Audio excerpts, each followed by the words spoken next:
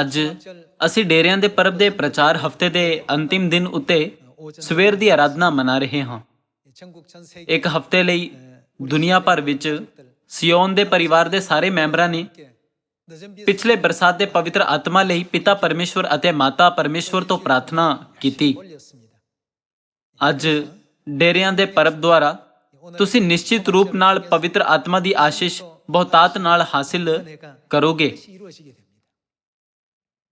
ਅੱਜ ਆਓ ਅਸੀਂ ਡੇਰਿਆਂ ਦਾ ਪਰਬ ਅਤੇ ਜੀਵਨ ਦੇ ਜਲ ਦਾ ਸਰੋਤ ਸਿਰਲੇਖ ਉਪਦੇਸ਼ ਨਾਲ ਪਰਮੇਸ਼ਵਰ ਦੇ ਵਚਨ ਦਾ ਅਧਿਐਨ ਕਰੀਏ।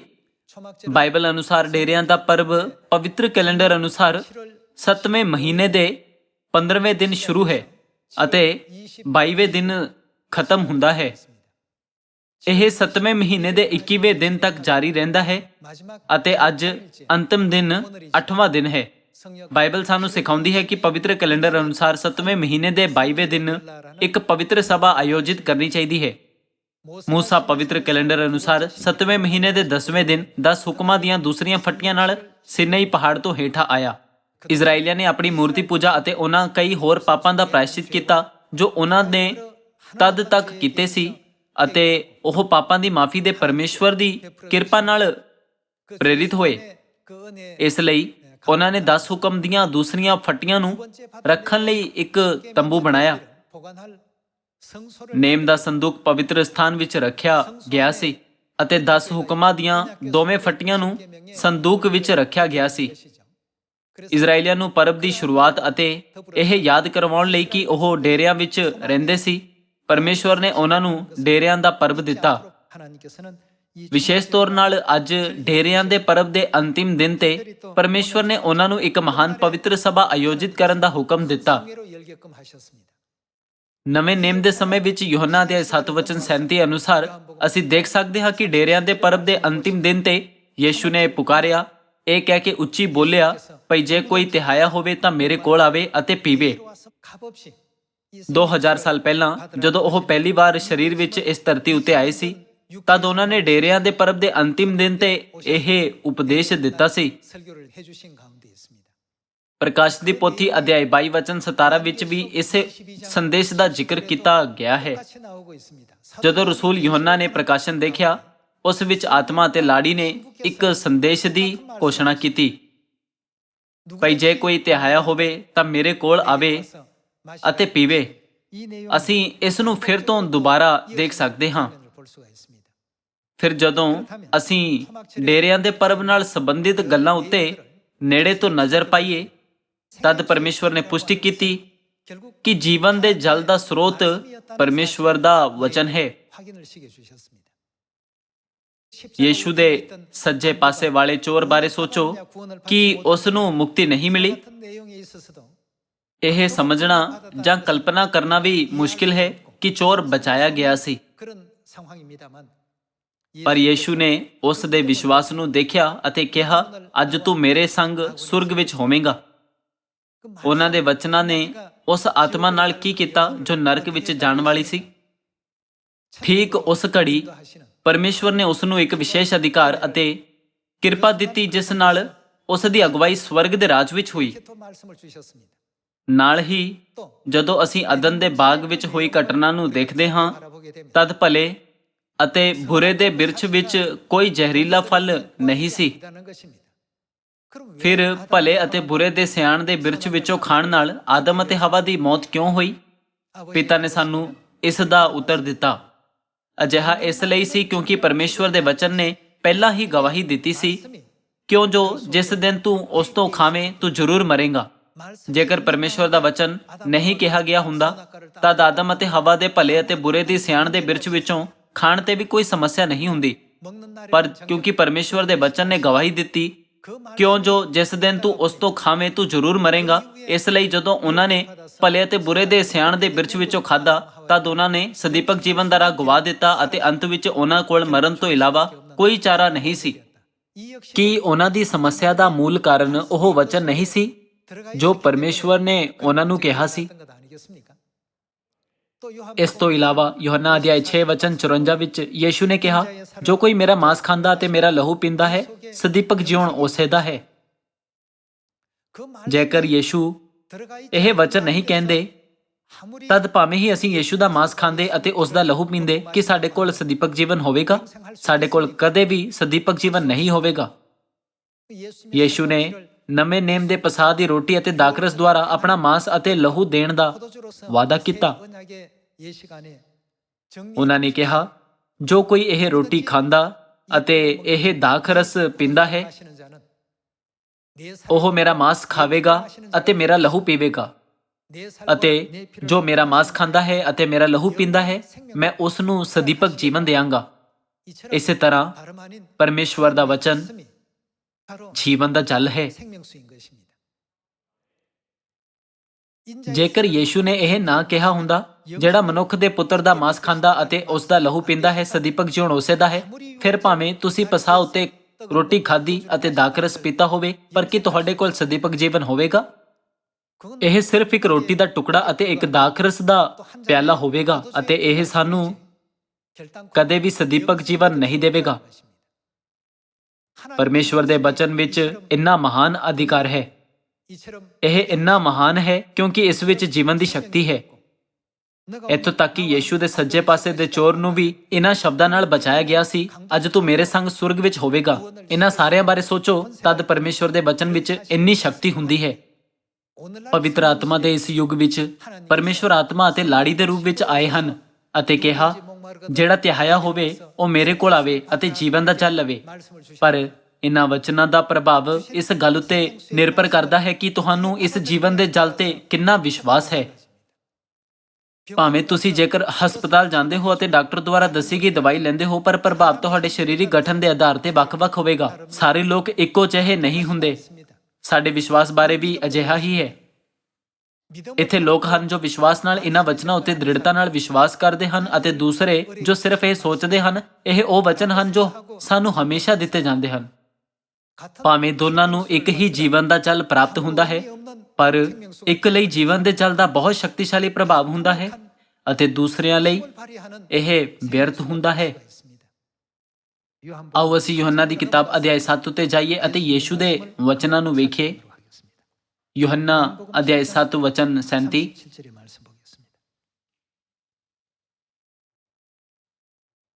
ਪਿਛਲੇ ਦਿਨ ਜਿਹੜਾ ਤਿਉਹਾਰ ਦਾ ਵੱਡਾ ਦਿਨ ਸੀ, ਅਧਿਆਇ 7 ਵਚਨ 2 ਅਨੁਸਾਰ ਇਹ ਡੇਰਿਆਂ ਦੇ ਪਰਬ ਦਾ ਅੰਤਿਮ ਦਿਨ ਹੈ। ਯੀਸ਼ੂ ਖੜਾ ਹੋਇਆ ਅਤੇ ਇਹ ਕਹਿ ਕੇ ਉੱਚੀ ਬੋਲਿਆ, ਭਾਈ ਜੇ ਕੋਈ ਤਿਹਾਇਆ ਹੋਵੇ ਤਾਂ ਮੇਰੇ ਕੋਲ ਆਵੇ ਅਤੇ ਪੀਵੇ। ਜੋ ਕੋਈ ਮੇਰੇ ਉੱਤੇ ਨੇਚਾ ਕਰਦਾ ਹੈ, ਲਿਖਤ ਅਨੁਸਾਰ ਅੰਮ੍ਰਿਤ ਜਲ ਦੀਆਂ ਨਦੀਆਂ ਉਹਦੇ ਅੰਦਰੋਂ ਵਗਣਗੀਆਂ। ਪਰ ਉਹਨੇ ਇਹ ਗੱਲ ਆਤਮਾ ਦੇ ਵਿਖੇ ਆਖੀ, ਜਿਹੜਾ ਉਹਨਾਂ ਨੂੰ ਪ੍ਰਾਪਤ ਹੋਣਾ ਸੀ ਜਿਨ੍ਹਾਂ ਉਸ ਉੱਤੇ ਨੇਚਾ ਕੀਤੀ। ਪ੍ਰਕਾਸ਼ ਦੀ ਪੋਥੀ ਅਧਿਆਇ 22 ਵਚਨ 17 ਵਿੱਚ ਵੀ ਇਹੀ ਵਚਨ ਦਿੱਤਾ ਗਿਆ ਹੈ। ਅਧਿਆਇ 22 ਵਚਨ 17, ਆਤਮਾ ਅਤੇ ਲਾੜੀ ਆਖਦੀ ਹੈ, ਆਓ। ਜਿਹੜਾ ਸੁਣਦਾ ਹੋਵੇ ਉਹ ਕਹੇ ਆਓ, ਅਤੇ ਜਿਹੜਾ ਤਿਹਾਇਆ ਹੋਵੇ ਉਹ ਆਵੇ। ਜਿਹੜਾ ਚਾਹੇ ਅੰਮ੍ਰਿਤ ਜਲ ਮੁਕਤ ਲਵੇ। ਯੋਹੰਨਾ ਦੀ ਕਿਤਾਬ ਅਧਿਆਇ 7 ਵਿੱਚ ਉਹੀ ਸੰਦੇਸ਼ ਇਕੱਲੇ ਯੀਸ਼ੂ ਦੁਆਰਾ ਘੋਸ਼ਿਤ ਕੀਤਾ ਗਿਆ ਸੀ, ਪਰ ਪ੍ਰਕਾਸ਼ ਦੀ ਪੋਥੀ ਅਧਿਆਇ 22 ਵਿੱਚ ਦੋ ਲੋਕ ਹਨ। ਉਹ ਕੌਣ ਹਨ? ਆਤਮਾ ਅਤੇ ਲਾੜੀ।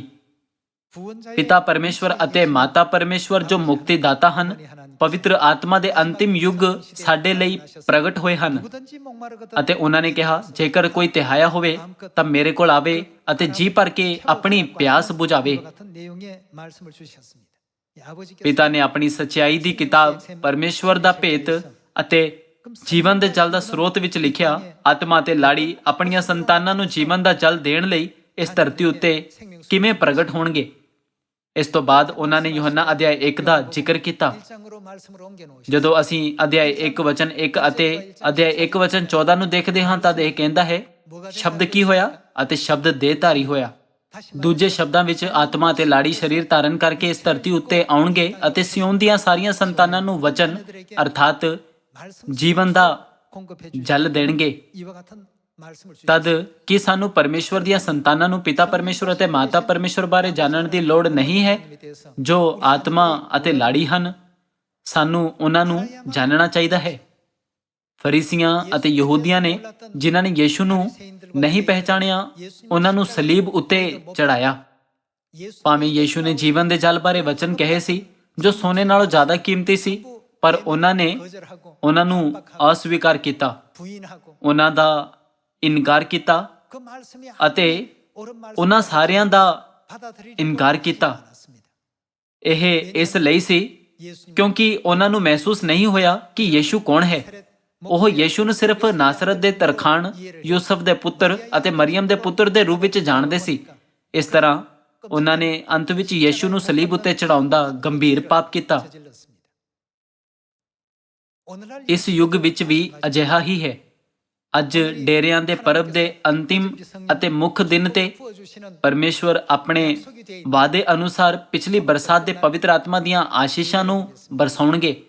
ਪਰਮੇਸ਼ਵਰ ਤੋਂ ਪਵਿੱਤਰ ਆਤਮਾ ਪ੍ਰਾਪਤ ਕਰਨ ਦੀ ਸਭ ਤੋਂ ਵੱਡੀ ਸ਼ਰਤ ਪਰਮੇਸ਼ਵਰ ਨੂੰ ਜਾਣਨਾ ਹੈ। ਸਿਰਫ ਤਦ ਹੀ ਪਰਮੇਸ਼ਵਰ ਸਾਨੂੰ ਪਵਿੱਤਰ ਆਤਮਾ ਦੀ ਵਰਖਾ ਦੇਣਗੇ। ਆਓ ਅਸੀਂ ਹੋਸ਼ਿਆ ਅਧਿਆਇ 6 ਉੱਤੇ ਇੱਕ ਨਜ਼ਰ ਪਾਈਏ।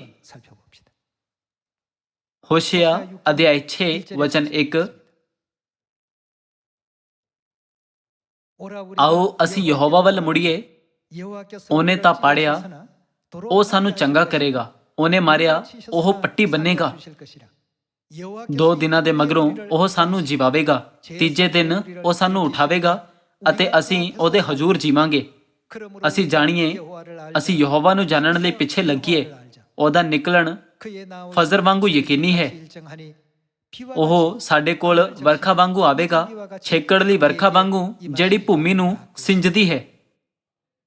ਪਿਛਲੀ ਬਰਸਾਤ ਦੀ ਪਵਿੱਤਰ ਆਤਮਾ ਨੂੰ ਪ੍ਰਾਪਤ ਕਰਨ ਦੀ ਸਭ ਤੋਂ ਵੱਡੀ ਸ਼ਰਤ ਪਰਮੇਸ਼ਵਰ ਨੂੰ ਜਾਣਨਾ ਹੈ। ਯੋਹੰਨਾ ਦੀ ਕਿਤਾਬ ਅਧਿਆਇ 7 ਵਚਨ 37 ਵਿੱਚ ਯੀਸ਼ੂ ਆਪਣੇ ਪਹਿਲੀ ਵਾਰ ਆਉਣ ਤੇ ਇਕੱਲੇ ਧਰਤੀ ਉੱਤੇ ਆਏ ਅਤੇ ਬੁਲਾਇਆ। ਪ੍ਰਕਾਸ਼ ਦੀ ਪੋਥੀ ਅਧਿਆਇ 22 ਵਚਨ 17 ਵਿੱਚ ਇਹ ਦਰਜ ਹੈ ਕਿ ਪਿਤਾ ਪਰਮੇਸ਼ਵਰ ਅਤੇ ਮਾਤਾ ਪਰਮੇਸ਼ਵਰ ਇਕੱਠੇ ਉਹੀ ਵਚਨ ਬੁਲਾਉਂਦੇ ਹਨ, ਜੀਵਨ ਦਾ ਜਲ ਲਓ। ਕਿਉਂਕਿ ਅਸੀਂ ਪਵਿੱਤਰ ਆਤਮਾ ਦੇ ਯੁੱਗ ਵਿੱਚ ਜੀ ਰਹੇ ਹਾਂ, ਤਦ ਉਹ ਪਰਮੇਸ਼ਵਰ ਕੌਣ ਹਨ ਜਿਨ੍ਹਾਂ ਨੂੰ ਸਾਨੂੰ ਜਾਣਨਾ ਚਾਹੀਦਾ ਹੈ। ਸਾਨੂੰ ਪਿਤਾ ਪਰਮੇਸ਼ਵਰ ਅਤੇ ਮਾਤਾ ਪਰਮੇਸ਼ਵਰ ਦੋਨਾਂ ਨੂੰ ਜਾਣਨਾ ਚਾਹੀਦਾ ਹੈ। ਆਓ ਅਸੀਂ ਜ਼ਕਰੀਆ ਅਧਿਆਇ 14 ਦੁਆਰਾ ਜੀਵਨ ਦੇ ਜਲ ਦੇ ਸਰੋਤ ਨੂੰ ਵੇਖੀਏ। ਅਧਿਆਇ 14 ਵਚਨ 7। ਪਰ ਇੱਕ ਦਿਨ ਹੋਵੇਗਾ ਜਿਹਨੂੰ ਯਹੋਵਾ ਹੀ ਜਾਣਦਾ ਹੈ, ਨਾ ਦਿਨ ਹੋਵੇਗਾ ਨਾ ਰਾਤ, ਪਰ ਸ਼ਾਮਾਂ ਦੇ ਵੇਲੇ ਚਾਨਣ ਹੋਵੇਗਾ। ਉਸ ਦਿਨ ਜੀਵਨ ਦਾ ਜਲ ਕਿੱਥੋਂ ਆਉਂਦਾ ਹੈ? ਇਉਂ ਹੋਵੇਗਾ ਕਿ ਯਰੂਸ਼ਲਮ ਤੋਂ ਅੰਮ੍ਰਿਤ ਜਲ ਮਤਲਬ ਪਰਮੇਸ਼ਵਰ ਦੇ ਵਚਨ ਦਾ ਜੀਵਨ ਦਾ ਜਲ ਨਿਕਲੇਗਾ, ਜਿਸ ਦਾ ਅੱਧ ਚੜ੍ਹਦੇ ਪਾਸੇ ਦੇ ਸਮੁੰਦਰ ਵਿੱਚ ਅਤੇ ਉਸ ਦਾ ਅੱਧ ਲਹਿੰਦੇ ਪਾਸੇ ਦੇ ਸਮੁੰਦਰ ਵਿੱਚ ਇਹ ਗਰਮੀ ਅਤੇ ਸਰਦੀ ਵਿੱਚ ਰਹੇਗਾ। ਇਸ ਦਾ ਮਤਲਬ ਹੈ ਕਿ ਜੀਵਨ ਦਾ ਜਲ ਲਗਾਤਾਰ ਵਹਿੰਦਾ ਰਹੇਗਾ। ਜੀਵਨ ਦਾ ਜਲ ਜੋ ਯਰੂਸ਼ਲਮ ਤੋਂ ਵਗਦਾ ਹੈ, ਉਹ ਪਰਮੇਸ਼ਵਰ ਦੀ ਕਿਰਪਾ ਦਾ ਵਚਨ ਹੈ। ਇਹ ਜੀਵਨ ਦਾ ਵਚਨ ਹੈ ਜੋ ਪਿਆਸੇ ਲੋਕਾਂ ਦੀ ਪਿਆਸ ਬੁਝਾਉਂਦਾ ਹੈ, ਭਾਵੇਂ ਧੁੱਪ ਦੇ ਦਿਨ ਜਾਂ ਸਰਦੀਆਂ ਦੇ ਦਿਨ ਹੋਵੇ। ਜੇਕਰ ਪਰਮੇਸ਼ਵਰ ਕਹਿੰਦੇ ਹਨ, ਅੱਜ ਤੂੰ ਮੇਰੇ ਸੰਗ ਸੁਰਗ ਵਿੱਚ ਹੋਵੇਂਗਾ, ਤਦ ਤੁਸੀਂ ਸਵਰਗ ਵਿੱਚ ਹੋਵੋਗੇ। ਜੇਕਰ ਪਰਮੇਸ਼ਵਰ ਕਹਿੰਦੇ ਹਨ ਤੁਹਾਡੇ ਪਾਪ ਮਾਫ ਹੋਏ, ਤਦ ਉਸੇ ਘੜੀ ਤੁਹਾਡੇ ਪਾਪ ਮਾਫ ਹੋ ਜਾਣਗੇ। ਅੱਜ ਅਸੀਂ ਜਾਣਦੇ ਹਾਂ ਕਿ ਪਿਤਾ ਪਰਮੇਸ਼ਵਰ ਅਤੇ ਮਾਤਾ ਪਰਮੇਸ਼ਵਰ ਸਰੀਰ ਵਿੱਚ ਇਸ ਧਰਤੀ ਉੱਤੇ ਆਏ ਹਨ। ਪਰ ਜਦੋਂ ਅਸੀਂ ਆਪਣਾ ਜੀਵਨ ਜਿਉਂਦੇ ਹਾਂ, ਤਦ ਸਾਨੂੰ 2 ਅੰਨੇ ਮਨੁੱਖਾਂ ਵਾਂਗ ਹੋਣਾ ਚਾਹੀਦਾ ਹੈ, ਜਿਨ੍ਹਾਂ ਨੇ ਪਰਮੇਸ਼ਵਰ ਨੂੰ ਕਿਹਾ, ਹੇ ਪ੍ਰਭੂ, ਮੈਂ ਦੇਖਣਾ ਚਾਹੁੰਦਾ ਹਾਂ। ਤਦ ਯੀਸ਼ੂ ਨੇ ਉਹਨਾਂ ਨੂੰ ਕਿਹਾ, ਤੁਹਾਡੇ ਵਿਸ਼ਵਾਸ ਅਨੁਸਾਰ ਤੁਹਾਡੇ ਲਈ ਹੋਵੇ। ਮੇਰੇ ਮੂੰਹ ਦੇ ਵਚਨ ਤੁਹਾਡੇ ਵਿਸ਼ਵਾਸ ਅਨੁਸਾਰ ਤੁਹਾਡੇ ਉੱਤੇ ਪ੍ਰਭਾਵਿਤ ਹੋਣਗੇ। 2 ਅੰਨੇ ਮਨੁੱਖਾਂ ਦੀਆਂ ਅੱਖਾਂ ਖੁੱਲ੍ਹ ਗਈਆਂ। ਭਾਵੇਂ ਉਹ ਇੱਕ ਵਾਰ ਹਨੇਰੇ ਵਿੱਚ ਕੈਦ ਸੀ, ਪਰ ਉਹਨਾਂ ਲਈ ਇੱਕ ਰੋਸ਼ਨੀ ਦੀ ਦੁਨੀਆ ਖੋਲ੍ਹੀ ਗਈ। ਅੱਜ ਅਸੀਂ ਗਿਆਨ ਦੇ ਰੂਪ ਵਿੱਚ ਯਰੂਸ਼ਲਮ ਵਿੱਚੋਂ ਜੀਵਨ ਦਾ ਜਲ ਵਗਦਾ ਹੈ ਸਿੱਖ ਰਹੇ ਹਾਂ। ਪਰ ਆਓ ਇਸ ਬਾਰੇ ਸੋਚੀਏ ਕਿ ਜੇਕਰ ਅਸੀਂ 2000 ਸਾਲ ਪਹਿਲਾਂ ਯੀਸ਼ੂ ਦੇ ਸਮੇਂ ਵਿੱਚ ਰਹਿ ਰਹੇ ਹੁੰਦੇ ਤਾਂ ਉਸ ਔਰਤ ਦੇ ਵਿਸ਼ਵਾਸ ਦੀ ਤੁਲਨਾ ਵਿੱਚ ਜਿਸ ਨੂੰ 12 ਸਾਲਾਂ ਤੋਂ ਲਹੂ ਵਗਣ ਦਾ ਰੋਗ ਸੀ ਅਤੇ ਯੀਸ਼ੂ ਦੇ ਕੱਪੜਿਆਂ ਨੂੰ ਛੂਹਿਆ, ਅਤੇ 2 ਅੰਨਿਆਂ ਦੇ ਵਿਸ਼ਵਾਸ ਦੀ ਤੁਲਨਾ ਵਿੱਚ ਸਾਡੇ ਵਿਸ਼ਵਾਸ ਵਿੱਚ ਕਮੀ ਹੋ ਸਕਦੀ ਹੈ। ਉਹਨਾਂ ਦੀਆਂ ਅੱਖਾਂ ਖੁੱਲ੍ਹ ਗਈਆਂ ਅਤੇ ਪਰਮੇਸ਼ਵਰ ਦੀ ਭਰਪੂਰ ਕਿਰਪਾ ਉਹਨਾਂ ਨੂੰ ਦਿੱਤੀ ਗਈ ਸੀ। ਉਸ ਸਮੇਂ ਦੇ ਪਰਮੇਸ਼ਵਰ ਅਤੇ ਅੱਜ ਦੇ ਪਰਮੇਸ਼ਵਰ ਬਿਲਕੁਲ ਨਹੀਂ ਬਦਲੇ ਹਨ। ਪਰ ਉਸ ਯੁੱਗ ਦੇ ਲੋਕਾਂ ਦਾ ਨਜ਼ਰੀਆ ਇਸ ਯੁੱਗ ਦੇ ਲੋਕਾਂ ਦੇ ਨਜ਼ਰੀਏ ਨਾਲੋਂ ਵੱਖਰਾ ਹੈ। ਇਸ ਤਰ੍ਹਾਂ ਸਾਮਰੀਆ ਵਿੱਚ ਅਤੇ ਧਰਤੀ ਦੇ ਬੰਨੇ ਤੱਕ ਖੁਸ਼ਖਬਰੀ ਦਾ ਪ੍ਰਚਾਰ ਕਰਨ ਲਈ ਅਤੇ ਸਾਡੇ ਸਾਰੇ ਗਵਾਚੇ ਹੋਏ ਭੈਣਾਂ ਅਤੇ ਭਰਾਵਾਂ ਨੂੰ ਜਲਦੀ ਲੱਭਣ ਲਈ ਜੋ ਯਰੂਸ਼ਲਮ ਦੇ ਮੰਦਰ ਦੀ ਸਮੱਗਰੀ ਹੈ, ਸਾਨੂੰ ਦੋ ਅੰਨੇ ਮਨੁੱਖਾਂ ਵਾਂਗ ਪਿਤਾ ਅਤੇ ਮਾਤਾ ਤੋਂ ਇਮਾਨਦਾਰੀ ਨਾਲ ਮੰਗਣਾ ਚਾਹੀਦਾ ਹੈ। ਜੇਕਰ ਵਚਨ ਉਹਨਾਂ ਦੇ ਮੂੰਹੋਂ ਨਿਕਲੇ ਤਦ ਜ਼ਰੂਰ ਇੱਕ ਮਹਾਨ ਤਰੀਕਾ ਹੋਵੇਗਾ। ਪਿਤਾ ਨੇ ਇਸ ਮਾਮਲੇ ਨੂੰ ਆਪਣੀ ਸੱਚਾਈ ਦੀ ਕਿਤਾਬ ਜੀਵਨ ਦੇ ਜਲ ਦਾ ਸਰੋਤ ਵਿੱਚ ਸਮਝਾਇਆ। ਕੀ ਇਹ ਸਭ ਪਰਮੇਸ਼ਵਰ ਦੇ ਵਚਨ ਦੁਆਰਾ ਨਹੀਂ ਹੋਇਆ? ਜਦੋਂ ਪਰਮੇਸ਼ਵਰ ਨੇ ਕਿਹਾ ਤੁਹਾਡੇ ਪਾਪ ਮਾਫ ਹੋਏ, ਤਦ ਉਹਨਾਂ ਦੇ ਪਾਪ ਮਾਫ ਹੋਏ। ਜਦੋਂ ਪਰਮੇਸ਼ਵਰ ਨੇ ਕਿਹਾ ਅੱਜ ਤੂੰ ਮੇਰੇ ਸੰਗ ਸੁਰਗ ਵਿੱਚ ਹੋਵੇਂਗਾ, ਤਦ ਉਹ ਸਵਰਗ ਜਾ ਸਕਿਆ। ਜਦੋਂ ਪਰਮੇਸ਼ਵਰ ਨੇ ਕਿਹਾ ਜੋ ਮਨੁੱਖ ਦੇ ਪੁੱਤਰ ਦਾ ਮਾਂਸ ਖਾਂਦਾ ਤੇ ਉਸ ਦਾ ਲਹੂ ਪੀਂਦਾ ਹੈ, ਉਸ ਕੋਲ ਸਦੀਪਕ ਜੀਵਨ ਹੈ, ਤਦ ਸਦੀਪਕ ਜੀਵਨ ਪ੍ਰਾਪਤ ਕਰਨ ਦਾ ਕੰਮ ਹੋਇਆ। ਜਦੋਂ ਉਸਨੇ ਕਿਹਾ ਤੁਹਾਡੇ ਵਿਸ਼ਵਾਸ ਦੇ ਅਨੁਸਾਰ ਤੁਹਾਡੇ ਲਈ ਹੋਵੇ, ਤਦ ਉਹਨਾਂ ਦੇ ਵਿਸ਼ਵਾਸ ਅਨੁਸਾਰ ਨਤੀਜੇ ਮਿਲੇ। ਜੇਕਰ ਉਹ ਉਹਨਾਂ ਨੂੰ ਨਾ ਕਹਿੰਦੇ ਤੁਹਾਡੀ ਨੇਚਾ ਦੇ ਅਨੁਸਾਰ ਤੁਹਾਡੇ ਲਈ ਹੋਵੇ, ਤਦ ਉਹ ਦੋ ਅੰਨੇ ਹਮੇਸ਼ਾ ਲਈ ਆਪਣੀਆਂ ਅੱਖਾਂ ਨਹੀਂ ਖੋਲ ਸਕਦੇ ਸੀ, ਹੈ ਨਾ? ਭਾਵੇਂ ਪਰਮੇਸ਼ਵਰ ਸਾਨੂੰ ਵਿਸਤਾਰ ਨਾਲ ਦੱਸ ਰਹੇ ਹਨ ਕਿ ਜੀਵਨ ਦਾ ਜਲ ਕਿੱਥੋਂ ਆਉਂਦਾ ਹੈ, ਪਰ ਅਜਿਹਾ ਲੱਗਦਾ ਹੈ ਕਿ ਅਸੀਂ ਕਾਫੀ ਪਿਆਸੇ ਨਹੀਂ ਹਾਂ। ਕਿਉਂਕਿ ਮੈਂ ਕਾਫੀ ਪਿਆਸਾ ਨਹੀਂ ਹਾਂ, ਤਦ ਜੇਕਰ ਮੇਰੇ ਕੋਲ ਉਹ ਹੈ ਤਦ ਮੈਂ ਇਸ ਨੂੰ ਪੀਵਾਂਗਾ, ਪਰ ਜੇਕਰ ਮੇਰੇ ਕੋਲ ਇਹ ਨਹੀਂ ਹੈ ਤਦ ਮੈਂ ਇਸ ਨੂੰ ਨਹੀਂ ਪੀਵਾਂਗਾ। ਇਹ ਮਹਿਸੂਸ ਨਾ ਕਰਨ ਦੇ ਕਾਰਨ ਕਿ ਜੇਕਰ ਅਸੀਂ ਇਸ ਨੂੰ ਨਹੀਂ ਪੀਂਦੇ ਤਦ ਅਸੀਂ ਮਰ ਜਾਵਾਂਗੇ, ਸਾਡੇ ਕੋਲ ਇਸ ਦੀ ਜ਼ਰੂਰਤ ਦੀ ਘਾਟ ਹੈ। ਜੇਕਰ ਅਸੀਂ ਦੋ ਅੰਨਿਆਂ ਵਾਂਗ ਬੇਚੈਨ ਹਾਂ, ਤਦ ਪੱਕੇ ਤੌਰ ਤੇ ਸਾਡੇ ਵਿੱਚੋਂ ਪਰਮੇਸ਼ਵਰ ਦੇ ਕੰਮ ਦੀ ਸ਼ਕਤੀ ਪੂਰੀ ਹੋਵੇਗੀ। ਸਾਨੂੰ ਪਰਮੇਸ਼ਵਰ ਤੋਂ ਮੰਗਣਾ ਚਾਹੀਦਾ ਹੈ। ਬਹੁਤ ਸਾਰੇ ਮਿਹਨਤੀ ਸੇਵਕਾਂ ਦਾ ਹੋਣਾ ਚੰਗਾ ਹੈ, ਪਰ ਸਾਨੂੰ ਜਿਸ ਚੀਜ਼ ਦੀ ਸਭ ਤੋਂ ਵੱਧ ਲੋੜ ਹੈ ਉਹ ਹੈ ਪਰਮੇਸ਼ਵਰ ਦੀ ਆਸ਼ੀਸ਼ ਦੇ ਵਚਨ। ਅਸੀਂ ਇਸ ਨੂੰ ਆਸ਼ੀਸ਼ ਦੇ ਵਚਨਾਂ ਨਾਲ ਪੂਰਾ ਕਰ ਸਕਦੇ ਹਾਂ। ਕਿਰਪਾ ਕਰਕੇ ਸਾਨੂੰ ਆਸ਼ੀਸ਼ ਦਿਓ। ਭਾਵੇਂ ਸਾਡੇ ਕੋਲ ਕੋਈ ਨਾ ਹੋਵੇ, ਫਿਰ ਵੀ ਅਸੀਂ ਇਸ ਕੰਮ ਨੂੰ ਉਦੋਂ ਹੀ ਪੂਰਾ ਕਰ ਸਕਦੇ ਹਾਂ ਜਦੋਂ ਪਰਮੇਸ਼ਵਰ ਵਾਅਦੇ ਦੇ ਵਚਨ ਦੇਣ। ਅਸੀਂ ਆਪਣੇ ਆਪ ਤੋਂ ਪੁੱਛ ਸਕਦੇ ਹਾਂ, ਸਾਡੇ ਕੋਲ ਜ਼ਿਆਦਾ ਲੋਕ, ਵਧੀਆ ਪ੍ਰਣਾਲੀ ਅਤੇ ਵਧੀਆ ਸਥਿਤੀ ਹੋਣ ਦੇ ਬਾਵਜੂਦ ਅਸੀਂ ਚੰਗੇ ਨਤੀਜੇ ਕਿਉਂ ਨਹੀਂ ਦੇਖ ਸਕਦੇ? ਕੀ ਇਹ ਖੁਸ਼ਖਬਰੀ ਦਾ ਕੰਮ ਉਹ ਕੰਮ ਨਹੀਂ ਹੈ ਜੋ ਪਰਮੇਸ਼ਵਰ ਕਰ ਰਹੇ ਹਨ?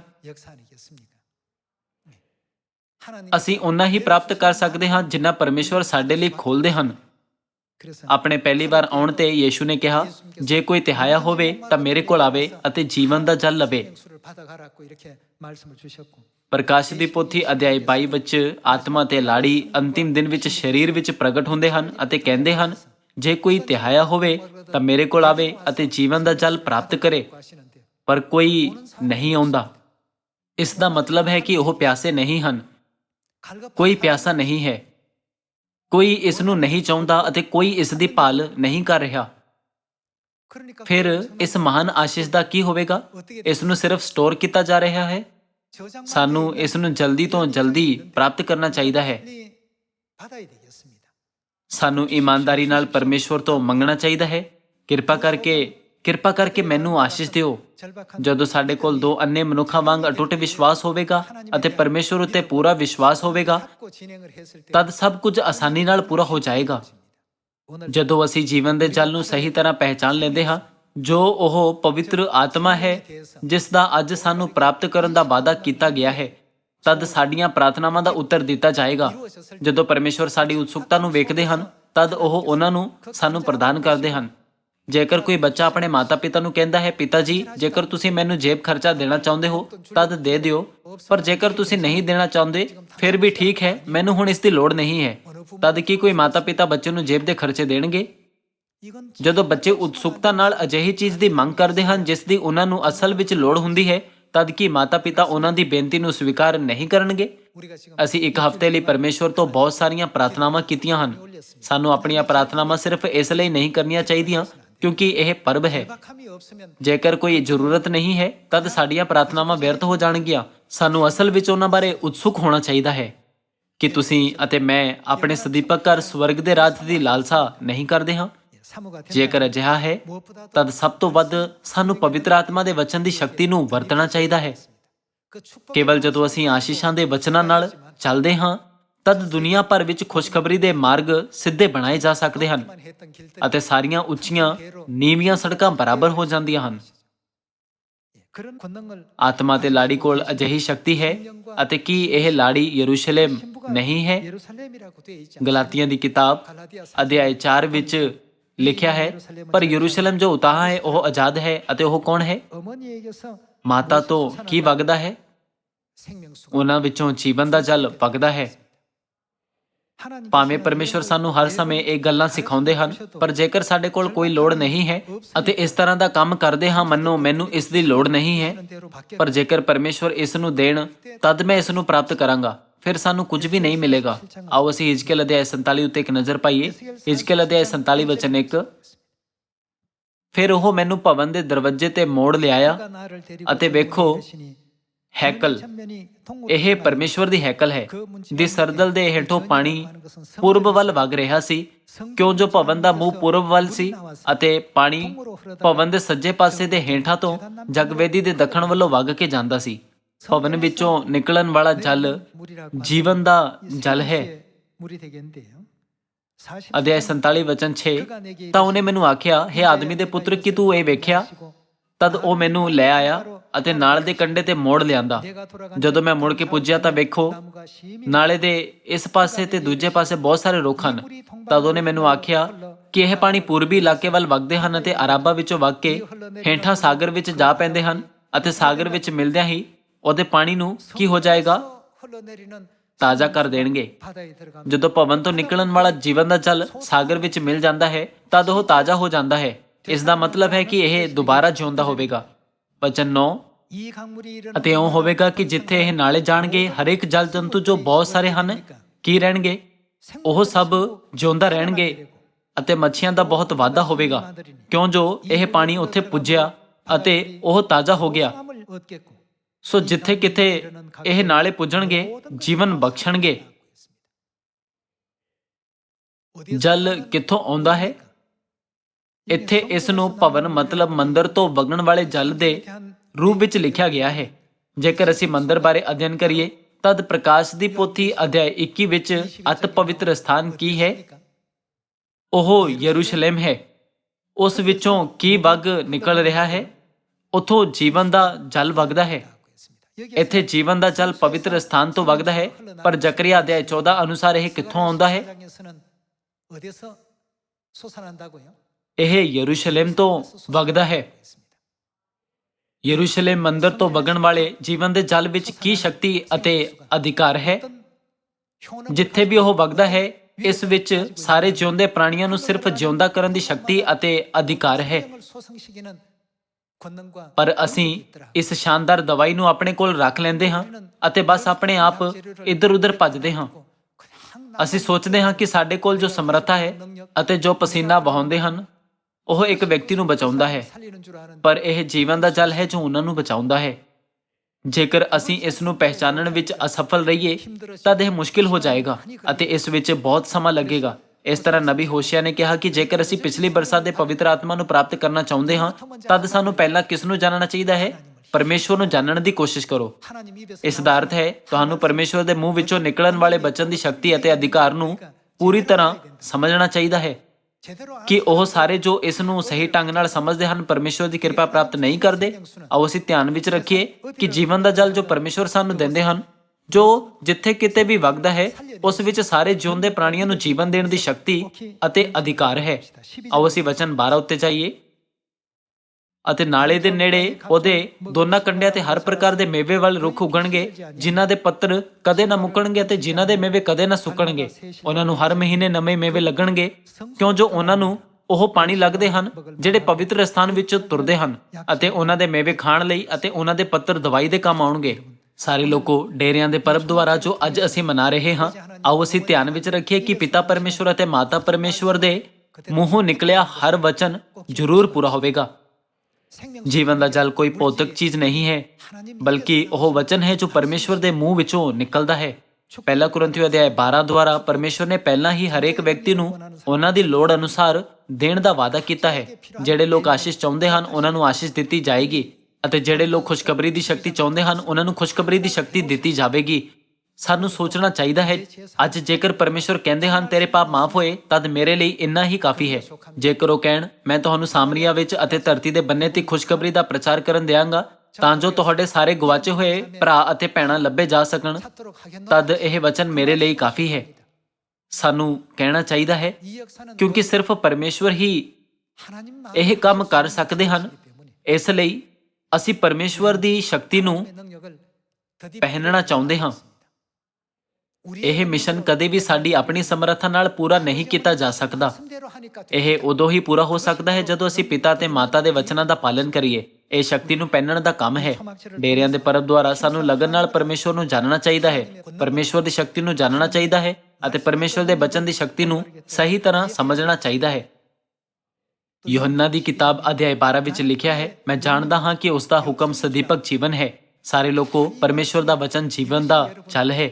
ਪਰਮੇਸ਼ਵਰ ਦੇ ਬਚਨ ਦੀ ਸ਼ਕਤੀ ਨੂੰ ਸਹੀ ਤਰ੍ਹਾਂ ਸਮਝ ਕੇ ਸਾਨੂੰ ਜੀਵਨ ਦੇ ਜਲ ਨੂੰ ਇੱਕ ਕੰਨ ਤੋਂ ਅੰਦਰ ਅਤੇ ਦੂਸਰੇ ਕੰਨ ਤੋਂ ਬਾਹਰ ਜਾਣ ਨਹੀਂ ਦੇਣਾ ਚਾਹੀਦਾ। ਇਸ ਦੀ ਬਜਾਏ ਸਾਨੂੰ ਇਸ ਨੂੰ ਆਪਣੇ ਦਿਲਾਂ ਵਿੱਚ ਲਿਖਣਾ ਚਾਹੀਦਾ ਹੈ। ਸਾਨੂੰ ਇਹ ਨਹੀਂ ਕਹਿਣਾ ਚਾਹੀਦਾ, ਮੈਨੂੰ ਕੋਈ ਪਰਵਾਹ ਨਹੀਂ ਹੈ ਕਿ ਤੁਸੀਂ ਮੈਨੂੰ ਪਿਛਲੀ ਬਰਸਾਤ ਦਾ ਪਵਿੱਤਰ ਆਤਮਾ ਦਿੰਦੇ ਹੋ ਜਾਂ ਨਹੀਂ। ਇਸ ਦੀ ਬਜਾਏ ਆਓ ਅਸੀਂ ਕਹੀਏ, ਸੱਚਮੁੱਚ ਪਵਿੱਤਰ ਆਤਮਾ ਤੋਂ ਬਿਨਾਂ ਅਸੀਂ ਆਪਣੀ ਸ਼ਕਤੀ ਨਾਲ ਕੁਝ ਨਹੀਂ ਕਰ ਸਕਦੇ। ਪਿਤਾ ਅਤੇ ਮਾਤਾ ਜੀ, ਕਿਰਪਾ ਕਰਕੇ ਮੈਨੂੰ ਪਵਿੱਤਰ ਆਤਮਾ ਦੀ ਸ਼ਕਤੀ ਪਹਿਨਾਓ ਅਤੇ ਮੈਨੂੰ ਅਦਭੁਤ ਦੁਨੀਆ ਬਾਰੇ, ਜਿਸ ਨੂੰ ਮੈਂ ਪਹਿਲਾਂ ਕਦੇ ਨਹੀਂ ਦੇਖਿਆ ਹੈ, ਸ਼ੁਭ ਸੰਦੇਸ਼ ਦਾ ਪ੍ਰਚਾਰ ਦੁਨੀਆ ਦੇ ਸਾਰੇ ਲੋਕਾਂ ਨੂੰ ਕਰਨ ਲਈ ਮੇਰੀ ਅਗਵਾਈ ਕਰੋ। ਇਸ ਦੇ ਲਈ ਸਾਨੂੰ ਪਵਿੱਤਰ ਆਤਮਾ ਦੀ 그러려면 ਸ਼ਕਤੀ ਨੂੰ ਪਹਿਨਣਾ ਚਾਹੀਦਾ ਹੈ। 성령의 ਇਹ ਪਵਿੱਤਰ ਆਤਮਾ ਦੀ ਸ਼ਕਤੀ ਨੂੰ ਪਹਿਚਾਨਣ ਦਾ ਤਰੀਕਾ ਹੈ। 것이 되겠습니다. ਕਿਸੇ ਸਮੇਂ ਤੁਸੀਂ ਅਤੇ ਮੈਂ ਮਹਿਸੂਸ ਕਰਾਂਗੇ ਕਿ ਖੁਸ਼ਖਬਰੀ ਵਿੱਚ 하고 있다는 ਸਭ ਕੁਝ ਪਰਮੇਸ਼ਵਰ ਦੇ ਬਚਨ ਅਨੁਸਾਰ ਪੂਰਾ ਹੋਇਆ ਹੈ।